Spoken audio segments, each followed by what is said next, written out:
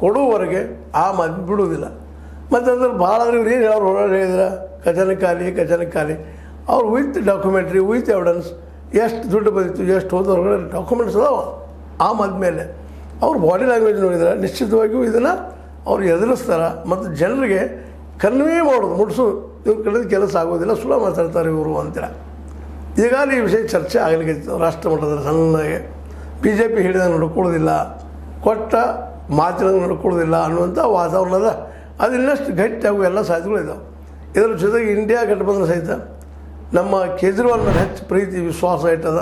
ಹೀಗಾಗಿ ಈ ಇಂಡಿಯಾ ಗಠಬಂಧನ ಅಥವಾ ಇಂಡಿಯಾ ಸಂಘಟನೆ ದೊಡ್ಡ ಪ್ರಮಾಣದಲ್ಲಿ ರಾಷ್ಟ್ರ ಮಟ್ಟದಲ್ಲಿ ವಿರೋಧ ಪಕ್ಷವಾಗಿ ಹೊರಹೊಮ್ಮದಲ್ಲಿ ಎರಡು ಮಾತು ಇಲ್ಲ.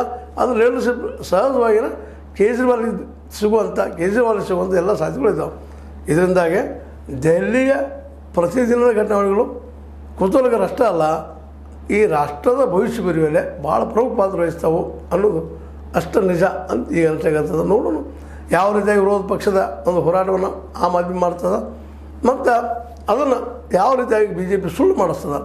ಯಾಕಂದರೆ ಎರಡೂ ಪಾರ್ಟಿಗಳಲ್ಲಿ ಬುದ್ಧಿವಂತರಿದ್ದಾರೆ, ಎರಡೂ ಪಾರ್ಟಿಗಳಲ್ಲೇ ಚಾಣಕ್ಯರಿದ್ದಾರೆ. ಹೀಗಾಗಿ ದೆಹಲಿ ಒಂದು ಸರ್ಕಾರ ಯಾವ ರೀತಿ ನಡೆಸ್ತದೆ ದಿಲ್ಲಿದ್ದು, ಜೊತೆಗೆ ವಿರೋಧ ಪಕ್ಷ ಆಮ್ ಆದ್ಮಿ ಅಂದರೆ ಯಾವ ರೀತಿ ತಡೀತೈತಿ ಅನ್ನೋದು ನೋಡ್ತಾ ಹೋಗೋಣ. ಮೊದಲೀಗ 2500ಕ್ಕೆ ಏನು ಉತ್ತರ, CAG ರಿಪೋರ್ಟಿಗೆ ಇವ್ರಿಗೆ ಏನು ಉತ್ತರ ಇವತ್ತು ನೋಡ್ತಾ ಹೋಗೋಣ ಅಂತ ಹೇಳ್ತಾ, ಇದು ನಿಮಗೆ ಲೈಕ್ ಆಗಿರ್ಬೋದು. ಲೈಕ್ ಮಾಡಿ, ಶೇರ್ ಮಾಡಿರಿ, ಕಮೆಂಟ್ ಮಾಡಿರಿ, ಜೊತೆಗೆ ಸಬ್ಸ್ಕ್ರೈಬ್ ನಿಲ್ಲಿಸ್ಲಿಕ್ಕೆ ಹೋಗ್ಬೇಡ್ರಿ. H60 ನ್ಯೂಸ್ ಅರ್ಥದ ಸಿದ್ದರಾಮಯ್ಯ ಸತ್ಯದ ಕೈಗರಡಿ ವಂದನೆಗಳು.